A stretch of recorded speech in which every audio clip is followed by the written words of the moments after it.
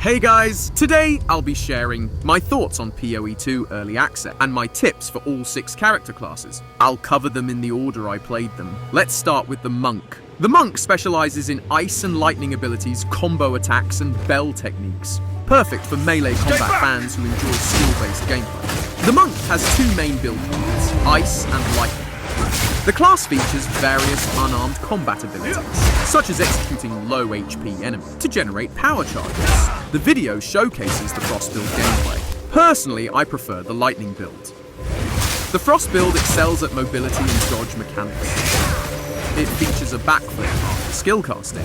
The freeze effects are quite powerful, though its damage falls short of the Lightning build. As for boss fights, freezing bosses becomes challenging. For map clearing with Lightning, I focus on stacking power charges, using AoE Lightning Staff for map clearing, and switch to totems for boss fights. Unleash rapid strikes with a melee Lightning Staff. The damage output is impressive, thanks to the dual-wielding system. You can easily pair a Lightning with an Ice weapon for a hybrid build. You can start by freezing the boss, then use Bell skill for massive lightning. While testing this build, I was limited by skill points, and weapon choices were limited. So I couldn't test this combo properly. But I'm sure it works great. I'm particularly fond of the Bell skill. Its stunning ability and burst damage are both highly effective. You can enhance it with various support gems, like boosting its stun potential. When the boss becomes vulnerable, will explode we when can attacked lead by with you the Bell, or your enemies. followed by high stun skills, to quickly double stun the boss. As you can see in this showcase, the official gameplay focuses on skill demonstrations, so they play it safe, to make the mechanics more visible. When you're actually running maps on your own, it's way more satisfying than what you see in this video. Take this map, for example. I usually just sprint through, gathering a huge pack of monsters, stack up some power charges, then turn around and nuke everything with one ultimate. It's super satisfying. Some of you asked in the comments about getting power charges. There are plenty of ways to get them. You'll figure it out once you jump into the game. Next up is the Witch. The Witch specializes in summoning, chaos damage, and curses. It's perfect for players who prefer a laid-back playstyle. This class is relatively beginner-friendly. For the Witch, I strongly recommend going with a summoner build.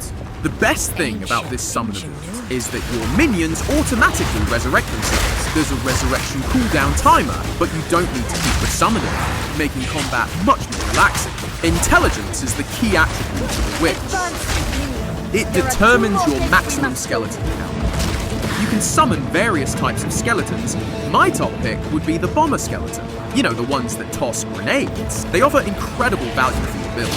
Plus, the summoning system in POE2 is way more responsive than you might expect. You can strategically sacrifice your low HP minions to buff both attack and defense for all your summons, and even stack up power charges for yourself, which helps you summon more zombies. Each skeleton type comes with its own active ability, which you can trigger at will, like detonating your low HP bomber skeletons for massive damage. If that's your playstyle, you can debuff bosses with curses. But during my playthrough, due to limited skill slots, I had to drop the curse skills to focus purely on summoning, since summoning skills alone take up plenty of slots. During early testing, the Witch had this awesome ability to convert defeated enemies into summons. Throughout testing, this ability kept appearing and disappearing. According to the latest official updates, this feature does seem to exist, just as shown in the video. And if this is true, it's incredibly exciting. It works just like Pokemon, where you can collect various types of summonable creatures. Once captured, these minions become permanently available. They're stored as skill gems for future use. This gives you tons of strategic options. We can capture powerful mini-bosses from endgame maps and add them to our minion collection. However, this will drain your mana pool significantly. This adds incredible depth to the summoning playstyle.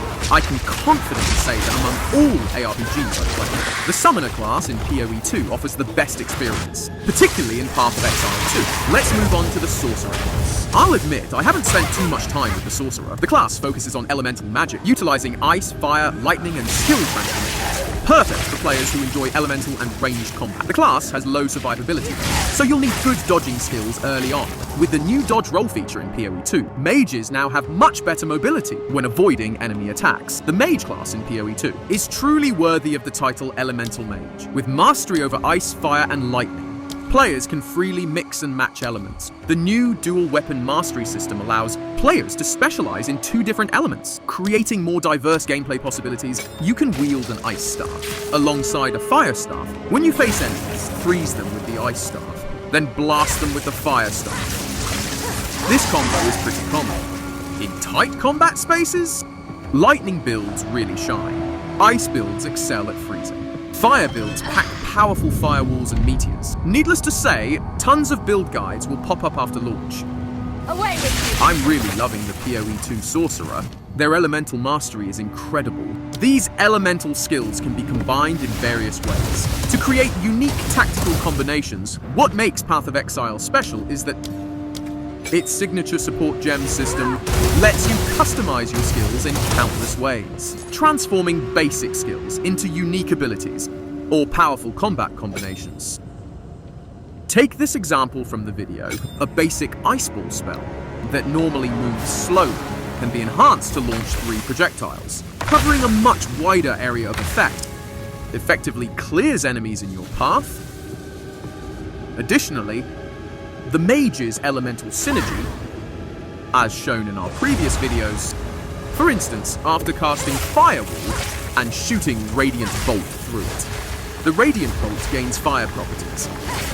Similarly, when Ice Orb passes through Firewall, it also gains fire properties. While it might not make perfect sense, it creates some interesting gameplay mechanics. Through this elemental combination system, your elemental skills can deal multiple damage types, as you can see here, thanks to a gem that modifies the spells.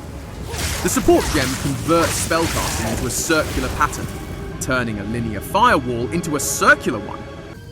Pretty cool, right? Now, let's look at the warrior class. The warrior specializes in stunning, blocking, and ground-based attacks. This class delivers incredibly powerful strikes, combined with amazing sound and visual effects. The combat feels incredibly satisfying, perfect for melee combat fans. This build is perfect for players who enjoy face-tanking bosses. The warrior primarily uses hammers and axes. It plays quite similar to a berserker class. I prefer using hammers myself. The stun mechanics are really powerful. Thanks to dual-wielding passives, warriors can deal massive damage with 2-handed weapons. When things get risky, or facing unavoidable attacks, you can switch to shield skills for blocking. This strategy works like a charm, making your warrior incredibly tanky. This video showcases shield-based combat. In real combat, when using attack skills, I switch to a different weapon set. Thanks to the dual weapon master system, weapon switching is quick and seamless. No manual switching needed. Once you use a skill, that's bound to a specific weapon. The game auto-switches to the right weapon. It's super convenient. Haven't seen this feature in many other games. It's definitely one of POE2's standout features. Many of the warrior skills involve powerful ground slamming attacks. These attacks create breaches in the ground. Using totems or other warrior abilities, you can trigger earthquakes from these breaches, summoning either ground spikes or flames, creating powerful AoE damage. The skill tree features specialized nodes with enhanced ground breach effects, making it possible to create some really interesting breach-focused builds. The warrior class has a significantly lower learning curve than Monk, with proper shield management. Most boss encounters become much more manageable now about this final boss. It forces you to fight within a confined area. This actually gives melee fighters an advantage. Ranged characters have a harder time dodging, making it tougher than fighting regular field bosses. Let's move on to the next class. Next up is the Ranger. I have the least experience with this one, so I'll just share some quick thoughts. The class focuses on speed, poison, ice, and lightning. We all know how archer classes typically work. As for POE2's Ranger specifically, from my time playing it, I wasn't particularly blown away by it in the early game.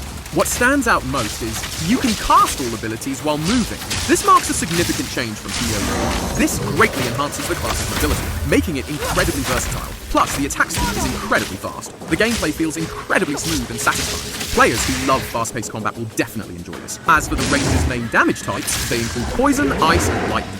During this boss encounter, as you can see here, you can place lightning conductors on the ground, and when you hit them with lightning attacks, it triggers a chain lightning effect. This works great for AoE damage. I personally went with a lightning effect too. From my basic POE1 experience with Ranger, and looking at the skills I haven't unlocked, The Toxic Rain build should work similar to Rain of Arrows. Toxic Rain builds should still be viable, though I haven't spotted any trap builds yet. We'll have to check it out after launch. Now, about this boss you're seeing here, it's actually much tougher than it appears in the demo. Take that rolling attack.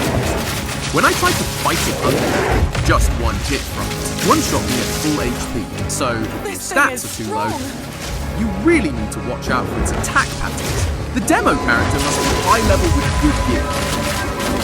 Don't let those slow plunging moves fool you. Each ground slam and roll is nice. If your gear isn't up to par, you'll get one shot instantly. Great. So the boss fights, compared to POE1, are noticeably harder, which is great. Finally, let's talk about POE2's the consistently praised mercenary class, which I've spent the most time testing, roughly equal to my time with the Witch. Its defining features are reloading, explosions, and turrets. The mercenary's reload sound is incredibly satisfying. It gives you that authentic FPS feeling, especially with shotguns. Shoot and reload, shoot and reload. The gameplay mechanics feel amazing. The skill variety is impressive. Skills mimic SMGs, shotguns, rifles, snipers, and grenade launchers. Try them out to find your perfect match. I ended up going with the grenade launcher, mainly due to its synergy with another skill set. I paired it with grenades for better combo potential. There's such a wide variety of grenades available, and they pack quite a punch if you ask me, especially with talents that boost grenade count and lower cooldowns, plus talents for faster detonation times and other buffs. Combined with the right support gems, unleash a barrage of grenades, then trigger a massive chain reaction with the grenade launcher. The damage output is absolutely insane. For the mercenary class, GGG really put some brilliant design touches into it. For instance, SMG skills can heat up the crossbow barrel until it glows red, throwing grenades while it's hot, boosts grenade damage output, shorter fuse duration, quicker detonation. Another example, frost-based shotgun skills. Once enemies are frozen, using physical shotgun skills with frozen enemies deals massive bonus damage, creating a powerful combo. This adds great versatility to the class. In previous videos, we haven't shown the mercenary's turret skills.